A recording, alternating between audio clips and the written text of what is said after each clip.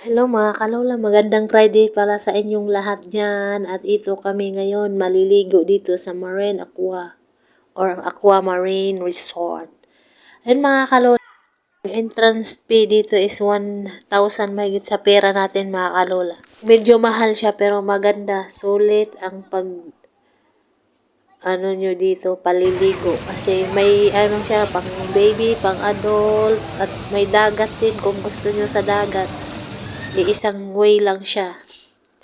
Ayan mga kalola, gabi na nga at kami uuwi na kasi sarado na yung resort. So, kailangan na naming mag-ready kasi paalis na kami at pauwi. Inantay na lang namin yung driver. Tispas yung driver dito. Sa kaibigan niya. Pero okay lang, saglit lang naman.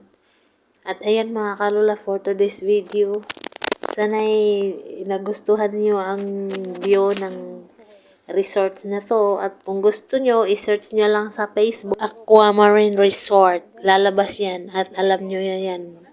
May mga info silang nilagay at mga number para pag gusto nyo, tatawagan nyo lang. And that's today for my videos mga kalola. Sana'y nagustuhan nyo at na-enjoy kayo saglit.